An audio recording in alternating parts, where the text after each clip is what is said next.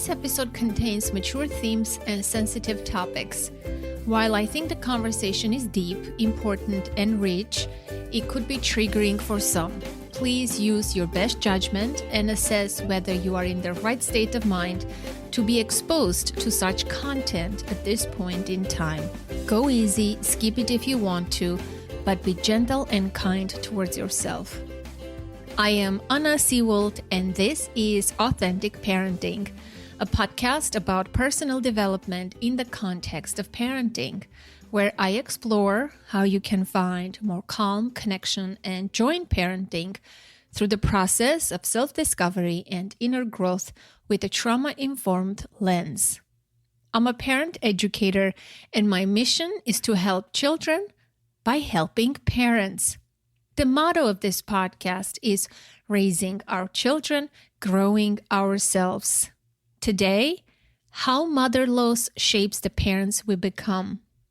Losing a parent as a child is always traumatic, and its impact is long-term. 2 short sentences, but they say a lot, especially for those of us who have become bereaved by a parental death before the age of 18. I first became aware of the unique difficulties motherhood would present to me when, at 5 months pregnant, at the doctor's office, the ultrasound technician announced the gender of my baby.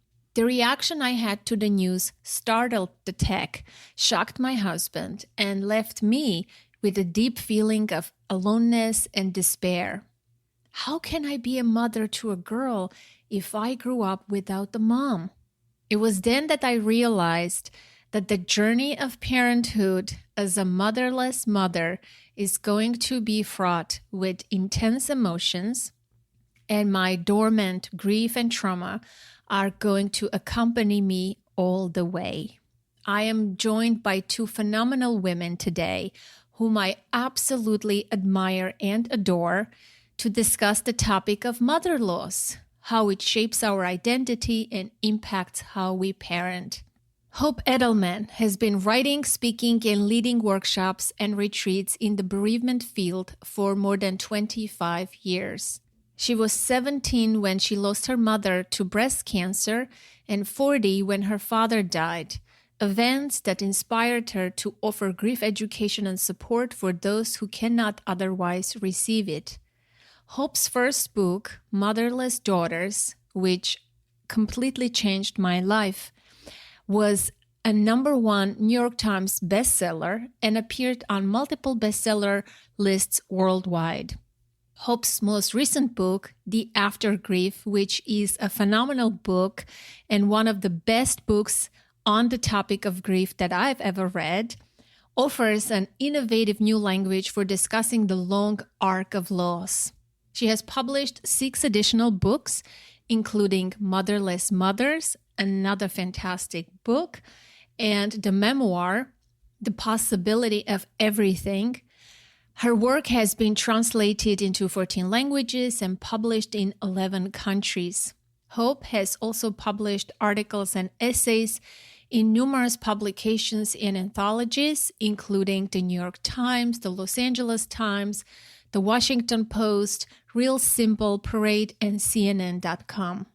She holds a bachelor's degree in journalism from Northwestern University and a master's degree in nonfiction writing from the University of Iowa. She's a certified Martha Beck life coach and has also done certificate training in narrative therapy. Judith Rabinor, PhD, is a clinician, author, and writing coach, speaker, and workshop leader.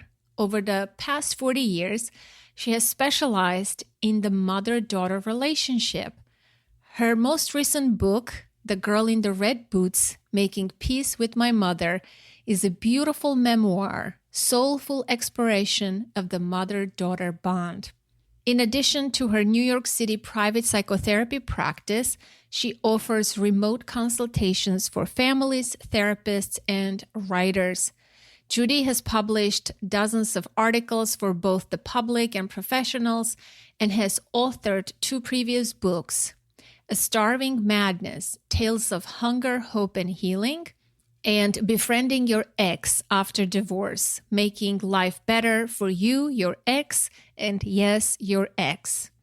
A sought-after speaker and workshop leader, Judy speaks at national and international mental health conferences and runs workshops at spas, colleges, universities, and retreat centers. Judy was a guest on the show last year, and her episode, The Complicated Mother-Daughter Relationship, was loved by many of you and hit the top 10 of most downloaded episodes of 2021. Even though in this episode we talk about death specifically, I want you to think about mother loss more broadly, as it comes in many other forms: mental illness, separation, and abandonment. Today, we explore why we don't like talking about grief, how there is no getting over it when it comes to grief, how not all loss is traumatic, hitting important life milestones and transitions as a motherless mother, such as approaching, just turned, or passing the age of your mom when she died, and your child turning the age you were when your mother died, and so much more. Before we get to today's conversation, I want to suggest a few past episodes that are relevant and I think you may enjoy. Episode 67, an oldie but goodie, Not Like My Mother, Breaking Free from the Past. Episode 77, Loss, Grief, and the Mysterious Meanings of Your Dreams. Episode 98, Healing Trauma, and episode 99, which is kind of a part 2 for episode 99, Should We Forgive Our Parents? Episode 104, Overcoming Childhood Trauma. This is my own personal story, which I shared on a different podcast called Grief Dreams with Joshua Black, who actually was my guest on episode 77, which I just mentioned, Loss, Grief, and the Mysterious Meanings of Your Dreams. In episode 104, Joshua interviewed me about the earthquake, about my life, my loss, and my grief. And I think it's an in-depth interview and something I've never shared before on my own podcast. So if you're curious about who I am, what my story is, if you're a new listener and you've never listened to this episode, Overcoming Childhood Trauma, and you're interested in learning more, this would be the one to go to. And finally, episode 194, The Dark Side of Motherhood, I just love that title, is again an episode with me. One of my listeners, Amber from Australia, was curious about my own motherhood journey and the challenges of the first year and how I survived. So this is another great episode.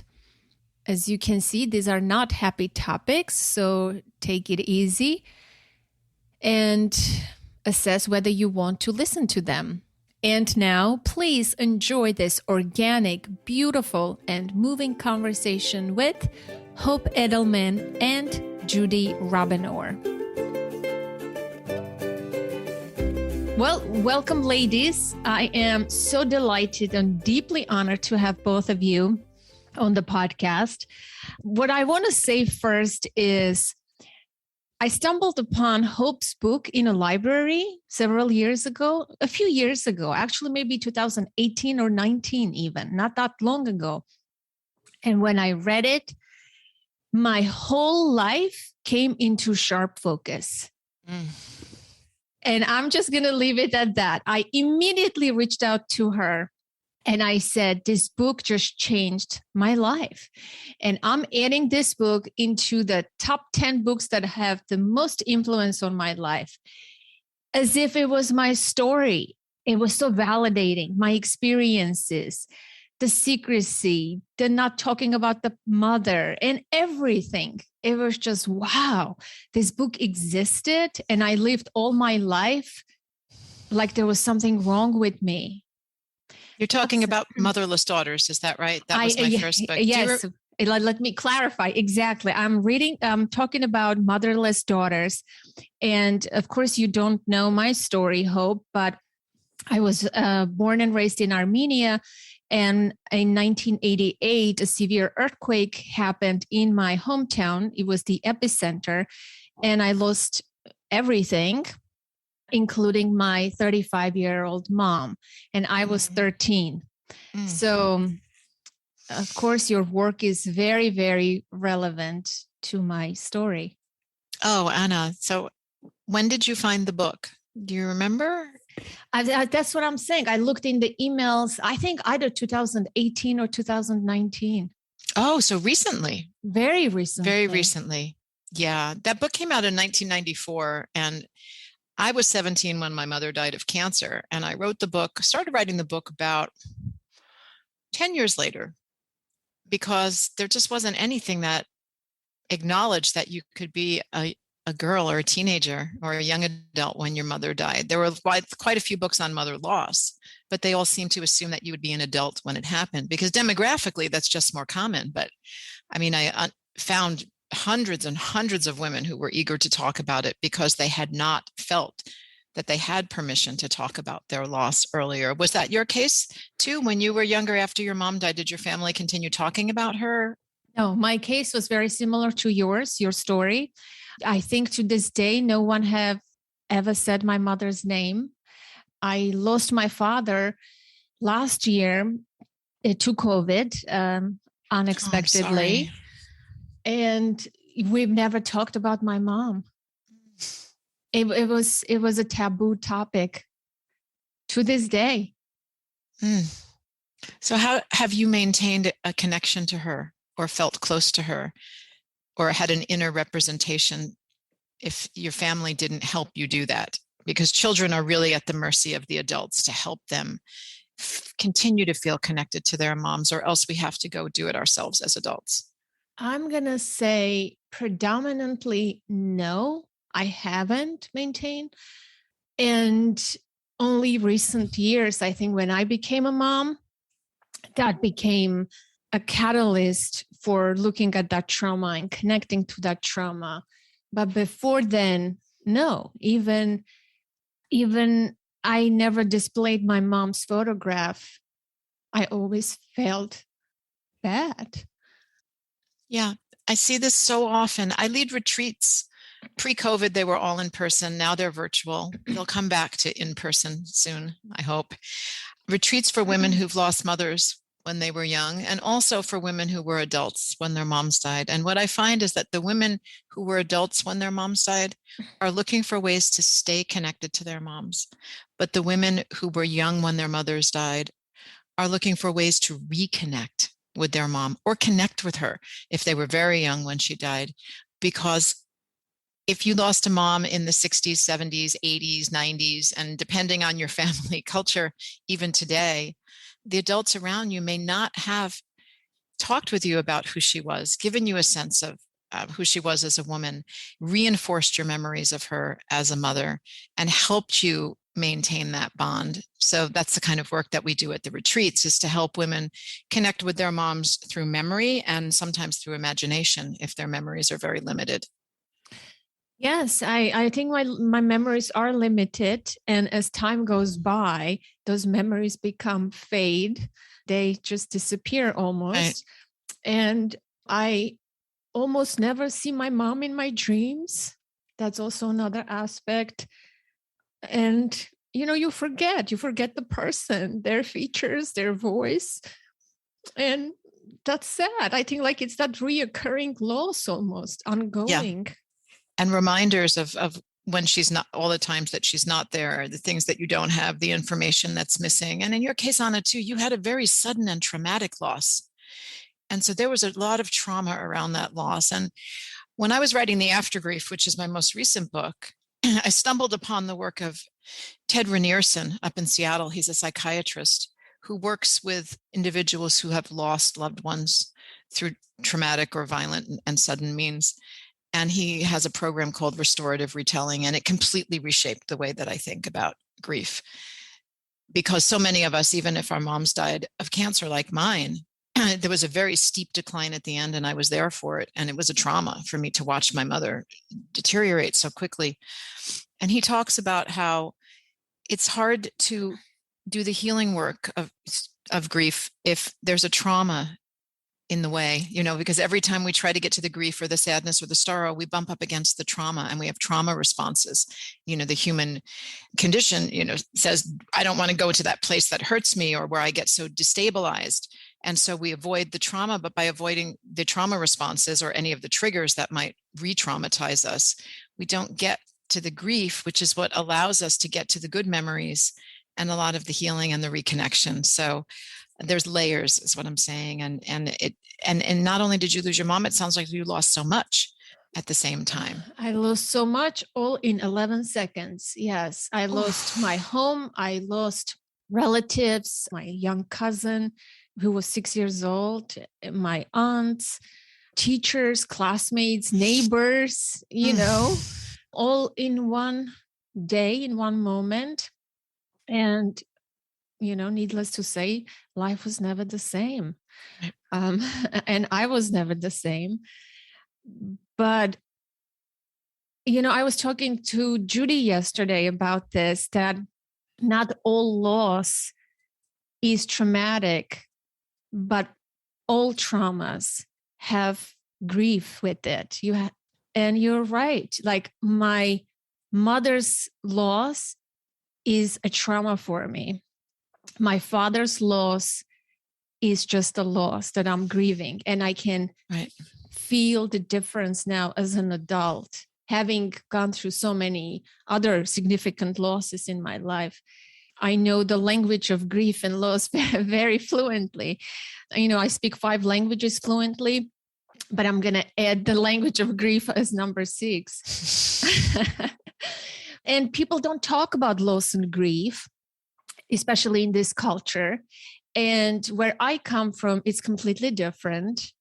Rituals, mourning rituals, grief, togetherness, the communal aspect of it is very alive. And it's very different here. I just love your writing, your book so much. This book, After Grief, is so phenomenal. Every line, I highlighted so many lines in this book. It's even ridiculous. It's just so poignant and powerful. Your words, it just goes into your cells. And so what I want to say is, why do you think we don't love talking about loss and grief? What's that about? Let's explore. And I would love to hear Judy's, she's silently listening, but, I don't want to turn this into my personal therapy session. Well, being with 2 therapists, it's hard to avoid that. And anyway, even for therapists, therapists are having therapy all day long as they're listening to their patients and processing all sorts of things. I think you made a really good point, because one of the messages of your book, Hope, is everyone keeps asking, aren't you over it yet? And you've really redefined what the stages of mourning are, and that, no, I'm not over it. Grief changes. It's not the same thing as when I was 17, but I have another perspective on it now. But no, I'm not over it. And at any time, I can feel like a wave comes over me. And I understand, what would it be like if my mom was here today and my mom could see this. And my mother died at 93, and I was the daughter who took care of her the last 10 years. So I had a completely different experience, but my father died when he was 54. Boom. And I never had really a chance to mourn his death, because 3 weeks after my father died, my mother told me that she was going to get remarried. And I said, what? And I said, you're what? And she said, I have someone. I said, you what? She said, I have someone. And the story is, my mother had been having an affair for 8 years while they were married, while I had a fairy tale belief about my family.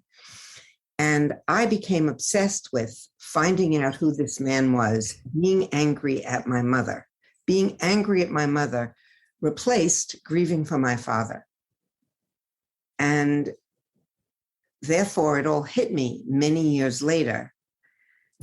And I think that don't we get, aren't you over it yet? Now I understand that I think about my father all the time. I thought about my father when I had grandchildren.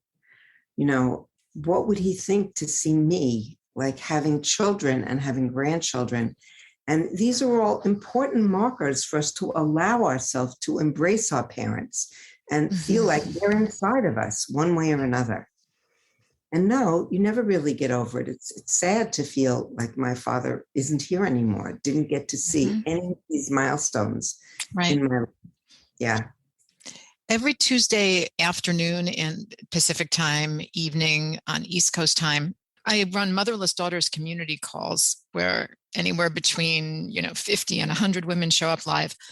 We talk about different topics, and I'm bringing this up, Judith, because the group chooses the topics, and the topic we just did last Tuesday was life milestones without a mom. Oh my goodness. It's such a big deal for this group, to figure out. There's a lot of anticipation and anxiety about reaching these or going through these rites of passage without a mother's presence, especially for something like a wedding where the role of the mother of the bride is so culturally prescribed. Right.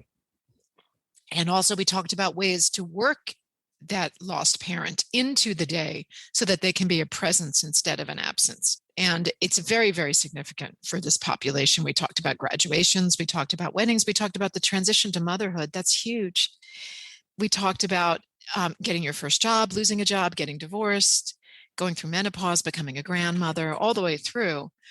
Because Carrie Rando, whose work you might know, she's a bereavement specialist in Rhode Island and one of my go-to people in this field. I think she's just brilliant. She wrote the book, How to Go On Living When Someone You Love Dies. But she also lost both parents when she was young. And she talks about how what we lose when we lose a parent is we also lose the witnessing of the elder who's there to say, yes, I have crossed this transition before you. I'm here as an advisor, as a role model, as a caveat, even to usher you across this line from one state of being to another, and to reassure you that you can make this transition fully and that you can make it with confidence and competence. And I think it's a reason why so many of the women that I work with, one reason among many, feel like they're just, even though they're adults, they're just big children, that a part of them didn't grow up or a part of them got stuck or frozen at the age they were when their mom died. Anna, I see that you're responding to that. You feel the same way? That's me all the way. Yep. I'm 47, but I feel like I'm the kid. I'm still a kid. Yeah. And funny thing is, I have way past the age when when my mother died. My mom was 35, so I'm 47. And you talk about this in your books. And I have experienced everything you talk about in the book. And now my daughter is at the age that I was when I lost my mom. I hit the two big milestones. And it's an interesting thing to observe, being a mom to my daughter as an adult grown woman, but also feeling childlike inside. And I always have this question, am I screwing this up? Am I going to be a good role model, like an adult woman for my daughter? I see that that's not true. In reality, I am a good mother. She says so herself. I can see the aspects of femininity and things of this nature, period, bras, hygiene, everything that a young girl connects to her mother that I didn't have. I do have that connection and that influence, but that question is still in my mind. Isn't that interesting? When we do the Motherless Daughters retreats, and I say we because I always have a therapist co-facilitator, when we do the Motherless Daughters retreats, that very first night when we introduce ourselves, we talk about why we have taken the time and the effort and the investment, made the investment. A lot of women travel sometimes from other countries to be there, to be in this circle. And the three top reasons why women say that they have come to this retreat at this time is, number one, because they feel stuck and they don't know why, and they don't know how to get unstuck. And there's so many reasons why women might feel stuck. There may be some arrested development going on. There may be coping strategies that have served them in the past and no longer serve them well. there are lots of reasons. I just did a free event on Sunday, actually, about getting unstuck. And we talked about the 4 big ones. But they come because they feel stuck. They come because they are approaching or just turned or just past the age their mother was when she died. It is such a significant transition for this population. And the third reason is because their child is about to turn or just turned the age they were when their moms died. Another huge transition. So I really relate to what you're saying, Anna. I have 2 daughters, and they're both older than 17. One is now 24, the other one is 20. And I felt like when the first one turned 17, I fell off a cliff. Like, how am I going to know how to parent this child beyond the age of 17? And then I really sat with that and thought, this is a story that I'm telling myself. I've parented this child every day for 17 years. It's not like I'm not going to know how to be there for her. I'm just going to have to feel my way through it. And I could be honest with her and say, I didn't have a mom at this when I was 19. So I'm not really sure how to help you with this, but why don't we talk about it together and let me know what you need, and I'll be there for you. And it also, I was 19 in 1983. So it's such a different era. I was of the era where you called home on a Sunday when the rates went down and you talked to your mom once a week. And my daughters now are texting and FaceTiming me almost every day. So it's a completely different kind of engagement. So I'm not even sure that the logistics of how my mom and I would have related could even transfer to today, though, of course, the emotional attachment could. That never changes. Judith, would you agree with that? Well, what I was thinking, where I got stuck listening to this about how do we parent children? First of all, this is another issue that mothering is a whole issue in our culture, that the idealized mother stresses everyone. And then the other thing that you said that really, really impressed me was I try to be honest with her. I try to let her know this is what's going on for me and how am I impacting you.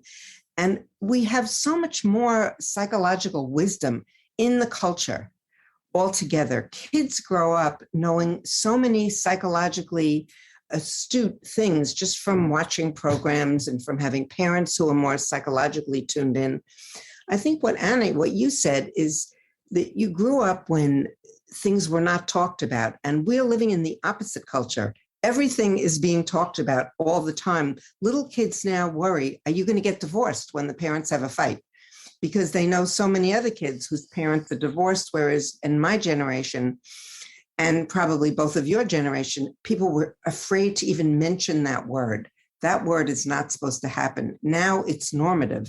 So I think key to helping our daughters is talking to them and being honest about our own challenges. And that gives them a sense that they can be honest rather than they have to be perfect. So it's a relief. We don't have to be perfect mothers, and they don't have to be perfect daughters. But yeah, approaching the age that your parent was, that's where I think that's a crucial milestone. And I felt it with my father. I mean, I remember dreading becoming the age that he was because I was sure that I would die. And anyway, then I had a big sigh of relief when I didn't, right? Mm-hmm. Same for me. My mother died at 42. And when I was 17, 42 was like, oh, she's old. She's old. She went to college. She got married. She had children. She had all of these milestone events that for me seemed so far in the future that I thought, well, she got to do all those things. She lived most of her life. And then I was 41, looking at 42, thinking, oh my God, my mom was so young. I mean, I've outlived her now by 15 years. It's incomprehensible to me that my mother died that young. And so I had a big response that year, but we also should be prepared sometimes for our children to have responses that year too, because they are typically aware, if we were older, like, my kids were 17, they were old enough to do the math and realize how old I was, how old they were, how old their moms were. So when I turned 42, let's see, my youngest was only about 7, but she was aware of what was going on. And when she turned 17, even more so, I felt like really did a big kind of, I'm independent, I can manage on my own kind of thing. And we talked about it, whether it was conscious or subconscious, I think there was a part of her that felt like, well, if my mom dies when I'm 17, because there's so much identification between mothers and daughters, right? If Right. my mom dies when I'm 17, I want to be able to take care of myself. So I'm going to make sure that, I can start doing it now. Well, I have that thought for my daughter. I always think, what if I die? Is my daughter capable of living without me? And every day I look at her, I'm like, yeah, I think I'm fine. I think I did a good job. She's capable. I look at her and I draw parallels between her and myself when I was 13. And there is a huge difference. She is very confident, knows who she is, at least she appears like that. I'm not sure if she feels that inside. But as a kid, when I remember myself at 13, I was just a lost, naive, childish, childlike kid. I had no idea how life worked. I don't know. I feel like my daughter knows more, is wiser and smarter and more capable than I was. I was like very helpless. Mm-hmm. And I grew up overnight, right? And I just grew up overnight. There's a big difference. I don't know if that's a real difference or it's a perceived difference. Do you feel that you raised her that way to be more responsible so that she could cope and be more independent in the event that some kind of tragedy did befall her? Maybe subconsciously. In some ways, I did raise her to be, more capable and independent. I didn't hinder her growth. I was emotionally attuned and nurtured her, didn't praise her, didn't squash her spirit. I tried to raise her so that she can be herself. But I also wanted her to have life skills, the things that I didn't have, and I had to learn. Overnight, I became the caretaker for my father and my brother. And it's so different. Well, one of the things you said that I thought was important that you tried to be really emotionally attuned, and that is a gift, because having a child feel that what they feel inside matters, is important, is understandable, helps them understand them and accept themselves rather than feel everything they feel is off in some way. So, that's a separate conversation. How do we help our children, our daughters, our sons grow up? And certainly emotional attunement is, in my way of thinking, so much more important than just teaching them skills, which are also important. Yes. Right. Yes. To be emotionally attuned to them and also to be emotionally attuned to ourselves. I do a lot of work with motherless mothers. I have a retreat coming up in the beginning of May, a 3-day online retreat just for motherless mothers. And we'll be talking there, as I do in my one-on-one work, about how are you acting in a way because this is what your child needs? Or are you taking this action because it's something you need or wish that you had gotten and you're doing this to heal yourself? And I asked my question that frequently throughout my mothering adventure. And I'm still mothering, adult children now. But I ask, am I doing this because it's in their best interest? Or am I doing it because it's in my best interest? And it's not always binary. Sometimes I'm doing it for both, and that's fine. But I try to keep myself in check. When am I trying to get my needs met to get something I lost, or to give them or force something on them or encourage them to do something because I wish my mom had been there to do that for me, when maybe it's something that they're not interested or don't want or isn't even beneficial to them. Does that make sense? Completely. And I'm going to be totally honest. That is the central question I ask myself every day through this mothering journey, because I wanted to, knowing what I know about trauma and all of loss and grief, I didn't want to lose myself in this motherhood. And yes, I think about this a lot, almost anxiety provokingly a lot. I also frequently work with women, and this comes up a lot in conversations, the impulse to say to a child, you don't know how lucky you are to have a mother. I didn't have a mother at your age, or I didn't have a mother, or my mother was sick throughout my whole childhood, especially when we feel that we're being treated poorly, when we're having some kind of narcissistic injury, and what I sometimes say to women is, depending on the circumstances, you can have one opportunity to say that to your child. Choose it well. And because it's sometimes important for a child to hear that, but it's not helpful at all for a child to hear that all the time, because they are living in a reality with you. They are not living in your reality from the past. And so I did use it once, and that was it. I was done. I felt like, okay, I have made that clear, and I will not do it again. And once with my older daughter, and I don't think I ever used it with my younger daughter, but it felt like that was sort of like my get out of jail free card. So I don't have to sit there stewing. I can say it once, and I can say it in a way that is not angry, or punitive, but I can just make it clear that the way you're acting right now really doesn't feel good, because I feel like I have done everything I can in this situation. Actually, it was over a silly thing. It was over, she wanted a cell phone upgrade, and I had to go to the store with her to get it because the account was in my name, and I was too busy to go like that within the next 24 hours. And she said something to me like, what if you were dead? Then they'd have to give me the phone. And I remember thinking, whoa, that one cut me to the bone. And I said, I'm going to have to end this conversation right now and, go into a separate room, because I don't think you understand how lucky you are at this age to have a mom who's there for you, who, even has a cell phone account that you can have a phone on.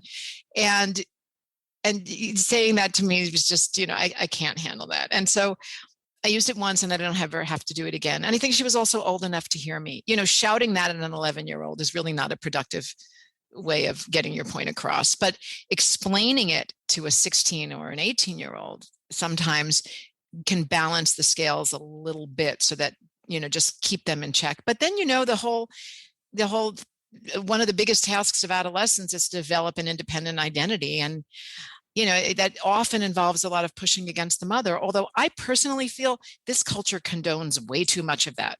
Yes. And makes way too many excuses for, that's just the children pushing against us. That's just girls being girls. And I feel like, I think that condones some really bad behavior between mothers and daughters. And I don't think that's right, because there are cultures in America where that doesn't happen to the same extent. There's a predominantly white Protestant, situation. I look at my friends who grew up Latina, and they remain close to their mothers all the way through with a lot of respect, and often don't have those kinds of, explosive differentiation moments with their moms. And they seem to maintain good relationships with them as adults. So what I'm saying is, I'm not sure it's developmentally required. I think we give a lot of license to girls to do that in this culture. And I just feel like we could rethink that a little bit and have a different conversation around that. Maybe that might be more beneficial for both parties. I totally agree. And I can say so much about this, but I'm not going to take time to speak because I want to hear you. Judy, do you have anything to add to what she's saying? Well, I do. I mean, the thing is, I remember the expression, look, ma, no hands, like when a kid learns to ride a bicycle and they take the hands off the handlebars, like, for example, when they get the training wheels off and it's look, ma, no hands. And we have to keep in mind, it's like they want to grow up, they want to be independent, but the look, ma, is look at me. Stay connected to me. So that's really our goal. How do we stay connected and let them grow up and encourage them to grow up, because we want them to grow up. We don't want to have 39-year-old kids sitting in our house, right? Listen, when people ask me how old is your daughter and they learn that I have a young teenager, they're like, oh, I'm so sorry. They start to feel that. I'm like, no, I have a really good relationship. Like my daughter, yes, she's a teenager. She can be moody, but what you see in movies, on TV, how it's portrayed in the culture, I don't experience that. And I know why, because I have an attuned, healthy relationship with her, the best that I could provide for her. And yes, she can be rebellious and have her ideas, but it's a way different relationship than what you see is portrayed. And I completely agree with that. It doesn't have to be that way. And I don't experience it. And I know people who conscious parents, they also don't experience that because they have given the secure base, the secure attachment to their kids when they were young. And now the child is individuating and we're supporting their growth. Right. And so there is no reason for the child to want to feel seen and independent and go against a parent and say, I am a person, accept me, I have needs. We have met their needs. They feel heard and visible. And the connection that I have with my daughter, sometimes I mourn that I didn't have with my mom, because I didn't have a chance to develop that kind of relationship. It was cut down for me.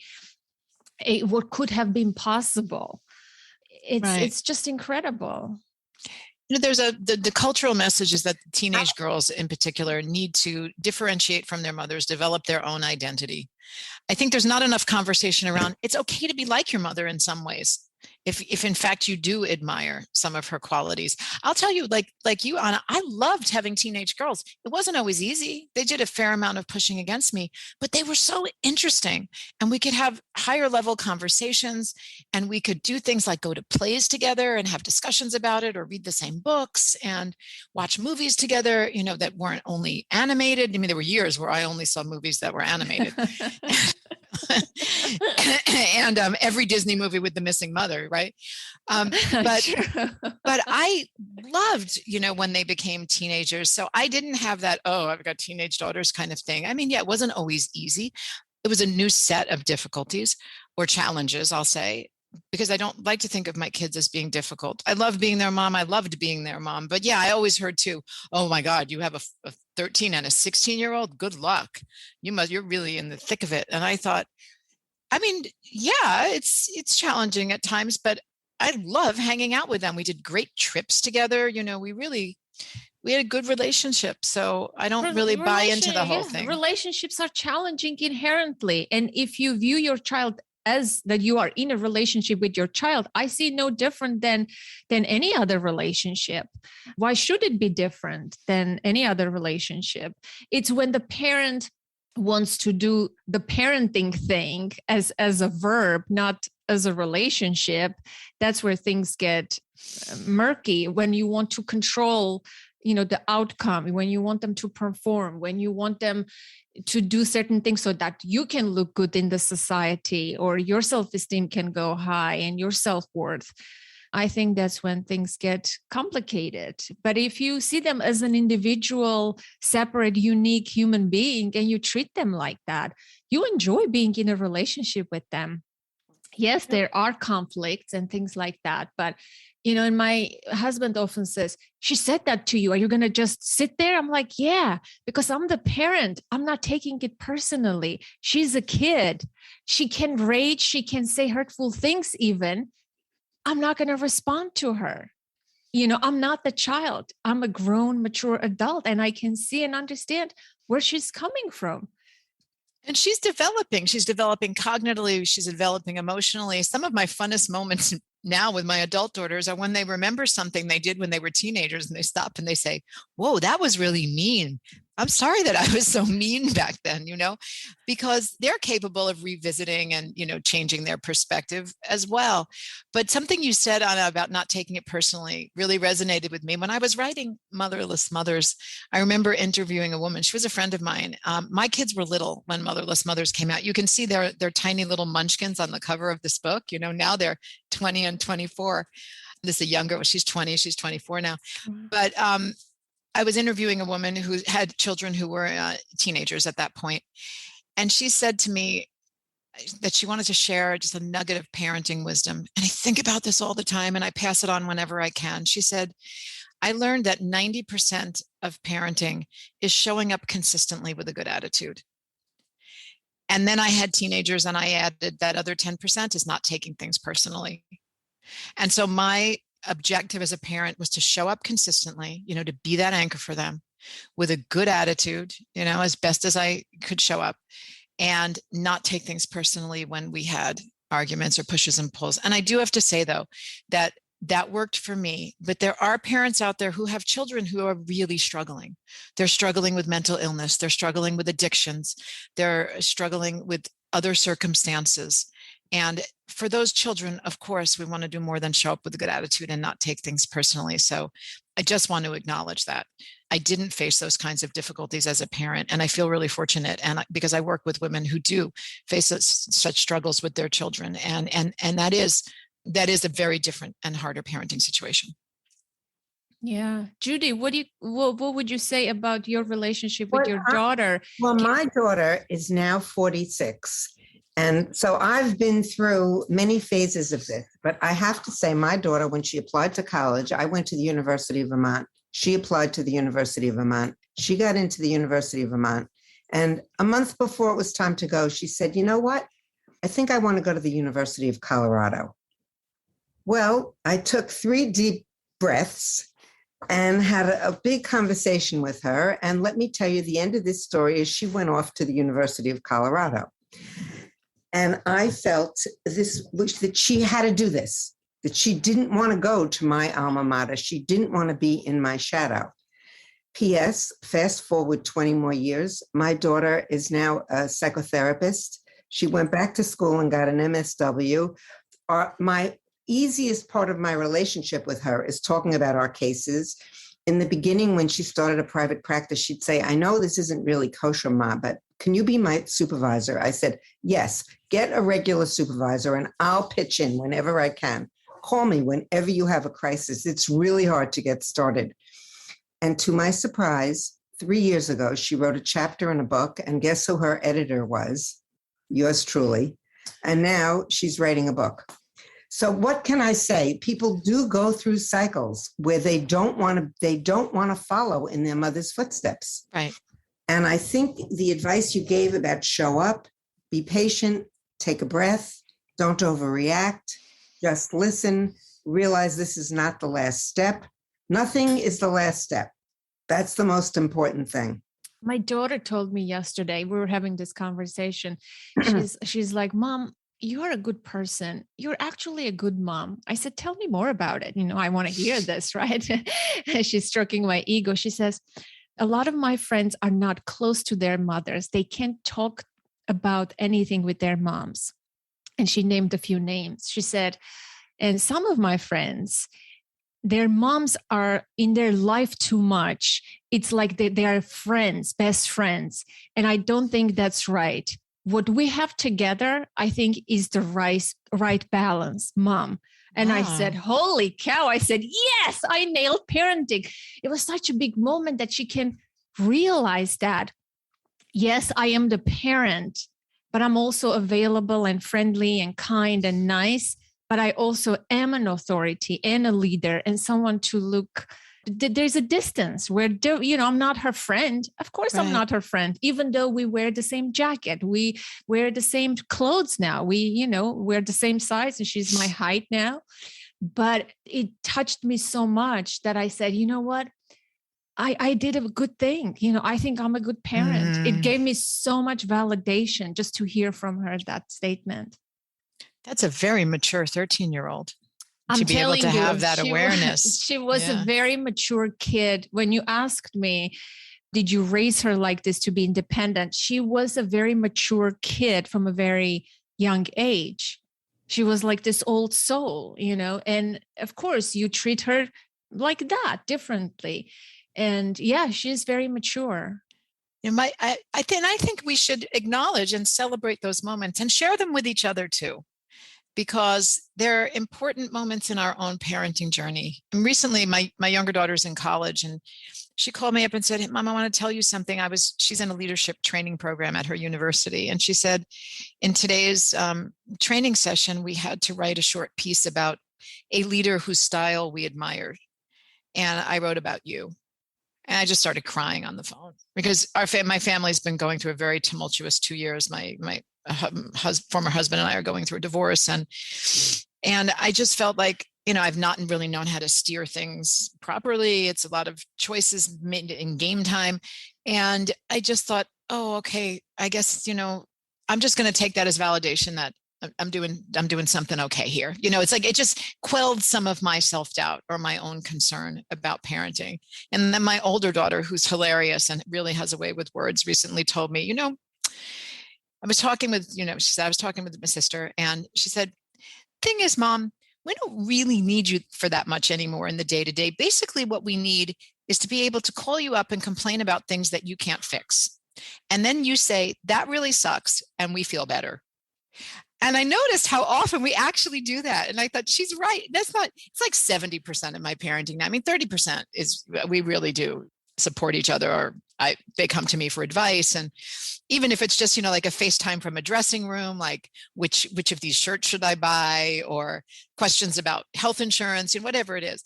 But I thought that really is like a whole new era of parenting and I thought I should feel good that they feel self-sufficient enough, that they're not calling me to solve all of their problems. They just sometimes they need what it sounds like your daughter knows that you provide, Anna, which is a safe container for them to vent their emotions sometimes, just to have that safe place to go where they can express and know that they will be loved unconditionally. And how important is it for us to be able to have those good emotional boundaries so we can let them vent in that safe space, and we don't take it on, and we don't get all caught up in it, and we don't try to fix it.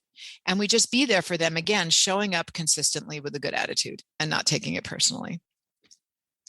Judy, what can you say about this? Because you didn't have that attuned mom. Yeah. Well, I had an unattuned mom who I wrote about in my book, as I felt like my mom was Pollyanna. Everything was fine. Don't worry about it. If a boy drops you, don't worry about it. You'll find another boy. So I think I overcompensated with my children, that I was so attuned that they used to say to me, Mom, we're not your therapy patients. We're okay. I just had a bad day at school with this kid. And I think that I wanted to be such an empathic listener that I would drop everything. Let me hear. The teacher did what? The teacher told you what? What's that teacher's name? And they'd say, no, Mom, it's okay. She treats everybody like that. That's just her. That's her problem. Don't bother thinking you're going to change that teacher. You're not. They just needed to vent. They didn't need anybody to listen as intuitively, as intently as I was. And that used to be a little joke. We're not your therapy patients, Mom. Please just let us tell you the story. So I think often we unconsciously do try to give our children what we didn't have. Yes. I think that's just human nature. And to know it's human nature and be able to laugh about it is all we can do. And to be able to laugh about the journey, the life cycle is really a journey. And things that happen when you're a teenager, these kind of things don't matter when you get older, but that's what matters. My daughter once, I bought her a bat mitzvah dress, and some other girl bought the same dress and wore it to the bat mitzvah like 2 weeks before her bat mitzvah. Well, this was like a complete catastrophe. And you know what? I had to go along with it. I went along with it. I said to her, I can understand why this is your special day. And there you are feeling like you're married to this other girl. We got the store to take the dress back. We got her a different dress. It felt insanity on my part. I was into complete feminism. Like, what difference does it make what you're wearing? And here I'm wasting all this money and time and feeding into something, but it mattered to her. That's it. It mattered to her. It mattered to her. And so when we listen to our kids and they tell us things that matter, we're lucky. We're lucky that they're calling us, Right. And I feel that even more now that I'm even older and I have children who are 46 and 40 and 50. I couldn't even say 50, right? I couldn't even say the number. 46 and 50, and they still call and they want to tell me and I want to listen. And listening is gold. Listening is gold. It is. And, those of us who've lost a parent young, we often have we have a diminished sense of crisis, like we know what's worth getting really upset over. Right. So a child who doesn't want to wear the same dress as another child to us may seem like such small potatoes compared to some of the things we had to face at that age. You realize what you really could be facing. Right. Exactly. But we have to remember this is a crisis for them. Right. It's not a competition. It's not a comparison. In their context, this is a crisis for them, and they're coming to us asking for help or support or advice. And so we have to show up to the best of our ability to be that kind of parent that I think we want to be, that we lost. But that's such a good example of what we were talking about earlier, where Judith, when I was saying, we have to assess, do we want to give our children what we didn't get because we need to get something from that? Or do we want to give them what we didn't get because we see they need it and we know what it feels like to not have it? So we want to be there for them. Are we doing it for us or are we doing it for them? And that was a question I always asked myself, because I really, doing this work, wanted to be on the right side of that line. Right. And it requires a lot of digging deep inside and thinking about what your own needs are and what their needs are. I'll just give another quick example. I had a story in my book that when I was at sleepaway camp, I wanted to come home. And to make a long story short, my mother kept saying, oh, in 2 weeks, you'll come home. In 2 weeks, you'll come home. In 2 weeks, you'll come home. And then it was the end of the summer. What do you need to come home for? So I spent the whole summer at this camp that I hated. Anyway, my daughter goes to camp. She begged to go to camp. I said, oh, I didn't want her to ever have to go to camp. But she wanted to go to camp. And then she wanted to come home. And so at first, my reaction was, stick it out for 2 more weeks. But 2 more weeks were terrible to her. And then I remember driving up, and I remember a Led Zeppelin song that we played the entire way home. She and I carried that camp trunk out of that bunk. And it was the best thing I could have done, picking her up. And I had to be sure I wasn't doing that to repair my own childhood. And I was doing it for her. So it still sticks out in my mind. We're always trying to balance these things. There's something I write about in the After Grief called I call next gen repair, which means that we can repair some parts of our history by doing for our children what we didn't have done for us. Like for me, it was incredibly reparative to go to both of my daughter's high school graduations. Right. My sister and I sat in the bleachers and cried the entire time my older daughter graduated from high school, just because our mom had never made it to any of her children's high school graduations. It was so meaningful for us to be there. And that was really reparative for me. I also feel that one of the greatest gifts I've given my children, and I've tried to give them a lot of gifts, and I'm not talking about material things, but it's staying alive. It's being on top of my health. It's getting my mammogram or my ultrasounds every year. It's being able to show them that I'm doing everything I can to stay here and be there for them into their adulthoods, to the degree that I can control it, which is only a degree. But I do feel very much like just being here is a big deal, to be there, to be their mom through these years and into their adulthood. And so it takes a lot of pressure off of me. I never felt like I had to be the perfect parent. I felt like I'm here and I'm attentive and I'm doing the best I can. And they have me and they know I love them. And that's a lot. That's a lot. Yeah. I think that's such great perspective. Now that you said it, I can totally relate to that too. A lot of people put so much pressure on themselves to make children's lives magical, entertain them, to perform at this motherhood or at this parenting, to feel good about themselves, to fill certain voids that they have in their hearts, right? Their self-worth and so on. But I think for us, you're so right. When just being alive, the perspective is key. Sometimes I even say that, having grown up without the mother allows me to be a good enough, decent mother, because I don't have that dysfunctional template. I don't have a template at all. I don't have a reference point. Right. So it gives me room for error, not to be perfect. I am my own judge. I am my own creator of this relationship. It gives me certain freedoms, but it also takes that pressure off of me to be a decent, good enough mother and not feel bad about it. And again, the impulse may be to be the mother that we didn't get to have, but we need to keep asking, is that the mother that my child or children need? Right. What does the child need? Right. What does the child need? We bring children into the world not to heal ourselves. Ideally, we bring children into the world to give that child what they need. But would you agree? We do not bring children into the world to heal us, but they do heal us. Yes, they do. They do. I mean, love is healing.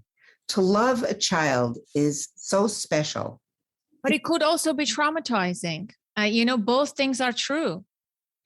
right? You can become a parent, you can become a mother, and it could just open up so much wounds in you and just completely thwart your ability to parent fully. And it can, like you can start to filter through your trauma prism, you know, open up your own unmet needs, right? Yes. That, let's just call a spade a spade. Mothering is a lot of giving. Giving. And all that giving is both wonderful and sometimes not so wonderful. Sometimes it's just tedious. And all of a sudden, the recognition that I didn't get that. It wasn't her fault, but I didn't get it. Right. Hope, I want to hear from your experience, having worked with so many motherless women, like roughly, or have you even thought about this? Was it a healing experience for most, or was it traumatized? I'm curious about this. Well, it can reactivate grief. It's probably the biggest transition of all, to have a resurgence or an uptick in your grief response. And in the after grief, I call this an episode of new old grief, which happens around life milestones. It's when we encounter an old loss in a new way. When I became a mom, I grieved the loss of my mom in a way that I couldn't possibly have grieved when I was 17. I couldn't even possibly have grieved when I was pregnant. I couldn't do it until I was holding that child in my arms and feeling like completely incompetent as a mother, wanting my mother's advice and reassurance, because I think my mom would have provided that had she lived, but also feeling so sad that my mom didn't get to meet her first grandchild. So a lot was going on there. And I think it's really important at that time to have social support, to journal, to have therapeutic assistance, because you don't have to stay in that state of what you described, Anna, as trauma. You can work through it, but it's good to know that probably will come. Most women who make the transition to motherhood talk about this with me, about having upsurges of grief at that time. And there are also a lot of women who don't have children and feel that, have they missed out on something really important? What other ways can they feel that love or express that love? Or because it's a maternal love. I do know women who say, I want to have a child because I want to give the child, I want to recreate the bond that I lost. And that's beautiful, but it's also a little bit unrealistic, because as Judith said, you'll be on the other side of that bond. You will be the giver more than the receiver. And so you have to, I try to help them go into that consciously. And then there are women who come and say, I'm afraid to have a baby. My husband or my partner and I are talking about it, and I don't think I can do this without my mom. All my friends have their moms. I'm going to be all alone. And what should I do? And I often say then, look, there are lots of reasons not to have a child. Maybe you don't like little children or babies, or maybe it's not going to fit into your lifestyle that you want to maintain. I said, but not having a child because your mom's not there may not be the best reason to not have a child, because right now you're envisioning what it would be like if the baby were here tomorrow. And you have to take into account that if you get pregnant, you've got a good 9 months to set up a team and figure out a plan. And it won't be like I said earlier, like it won't be like falling off a cliff if you create a plan for yourself and create some social support or find social support. It will be harder for you in some ways than it is for other women. There's no question about that. I will not lie to you. But in some ways, it might also be easier, because a lot of women don't have good relationships with their mom, or have moms who meddle and don't want their moms around and don't know how to keep her away. And that's unimaginable for motherless daughters to think about. But oftentimes that's because we don't imagine or didn't have mothers who were difficult. And so it does go both ways. Wow, this is so fascinating, endlessly fascinating. You both are such wonderful human beings. I mean, I can talk to you forever. This is my favorite topic, loss and grief and, mother loss. And motherhood. We have to speak about this again, but I really wanted to talk about, Hope's new book, The After Grief, which is phenomenal. And I can't recommend this book enough. I am just rereading passages and highlighting, and there's so many. It's just so wonderful. I want to do something, Hope. I sent your book to my sister-in-law because she lost her father when she was 9 and now she's 65. And it's just a grief that has shaped her life. Mm-hmm. And she has shaped her life. And the simple message, that's fine, that's normal, is what I really wanted her to see in writing, because we know that seeing it in writing from an expert can make you feel so validated. Like, why is she still feeling this at all different times? I spend every New Year's Eve with my brother and sister-in-law, and my sister-in-law's father died on January 1. So January 1, this happy celebratory day, is always such a mixed bag for her.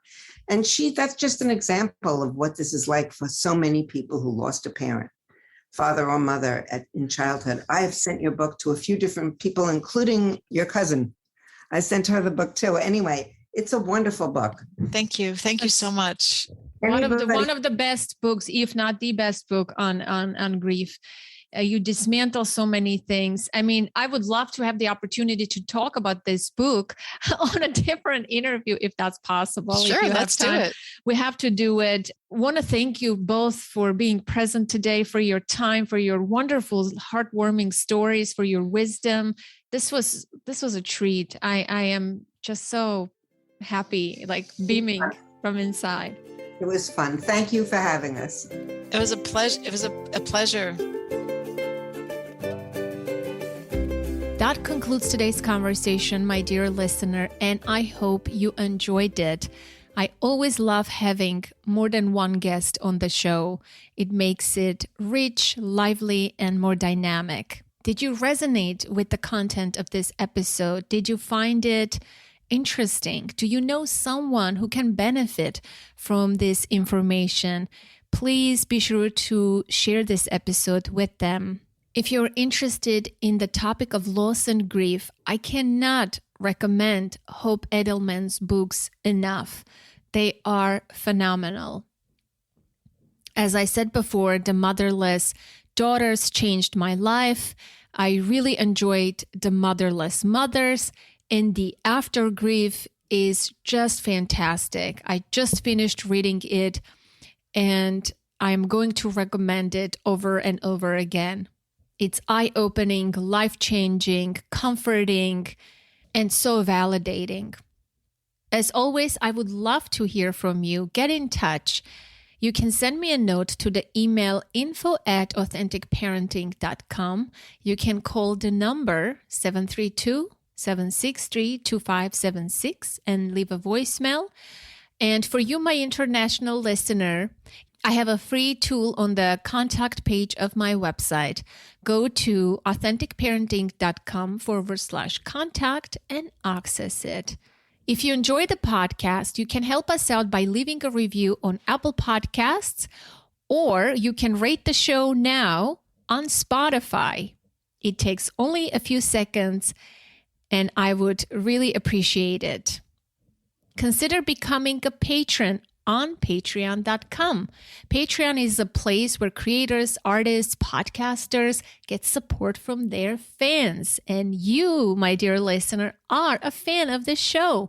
With a small monthly contribution, you can show your love for the show and get some supporter-only benefits and content and some adorable gifts.